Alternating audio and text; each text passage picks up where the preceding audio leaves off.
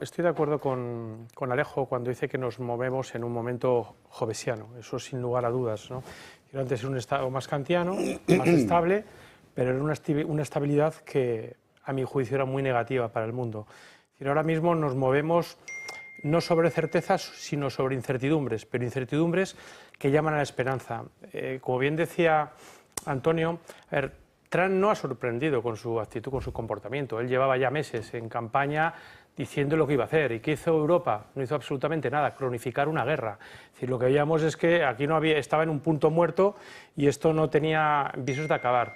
Lo que hace él también se escribe en una clave interna, es decir, él se debe a los estadounidenses, se debe también al público republicano, arrastra un déficit importante y ha asumido un gasto también no menos importante y también pues, quiere acabar con eso, ¿no? Que lo paguen aquellos que de alguna manera quieren que siga la guerra, que no lo pagan, porque aquí veíamos a Margarita Robles y cuánto invierte España en defensa, 1,3, y creo que el compromiso con la OTAN era de un 2%, ¿no? Es decir, con lo cual, al final, la Unión Europea tiene lo que se merece, tiene el desprecio porque su comportamiento es despreciable.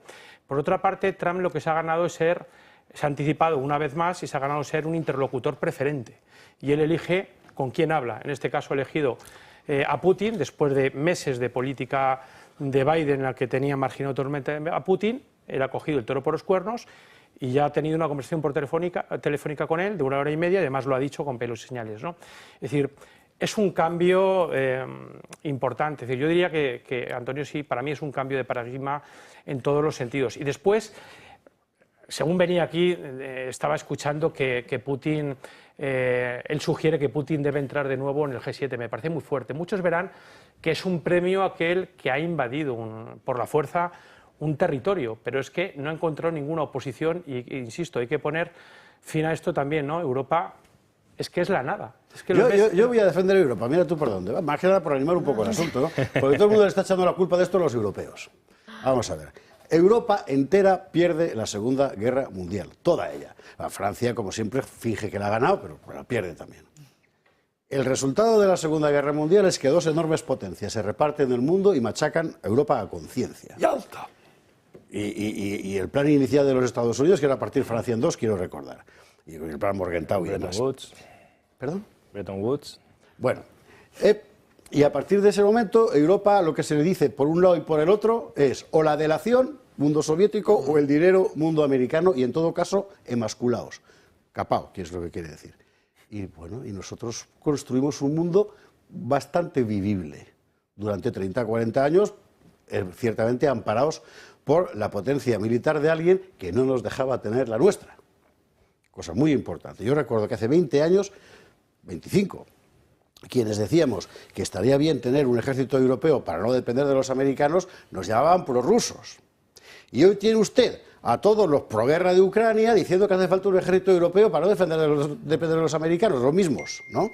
¿Qué carajo queremos ser exactamente? La Unión Europea no se creó para ser una alianza militar. Para eso estaba la OTAN. La Unión Europea era otra cosa. Cuando tú firmabas en los tratados de la Unión, nadie te decía, y vas a tener que mandar armas a un país que no forma parte de la Unión Europea. Yo quiero recordar que esta guerra se hace contra un país, perdóname, es que si no, ya sé que me van a llamar putinejo, pero mira, que me da igual, estoy mayor. Una guerra que se la has hecho a un país que no era enemigo para defender a un país que no era aliado. Es que si ampliamos el foco más allá de la alevosa invasión de Ucrania de febrero del 22, habría que llevarlo un poquito más adelante, pero no solo al Maidán, antes incluso. Es que la Unión Europea jamás ha querido a Ucrania, porque era un país artificial compuesto por dos comunidades que estaba estallando bajo la égida de dos oligarquías corruptas enfrentadas entre sí, que era la oligarquía propiamente ucraniana y la oligarquía prorrusa, las dos pegándose tiros. Un país que ha tenido millones de gente, millones de ucranianos que han salido del país mucho antes de la guerra, porque aquello era invivible. País que era el centro del tráfico de armas y que de repente de la noche a la mañana se convierte en Europa. Ucrania no es más Europa en ese sentido que Rusia. No. Ni menos.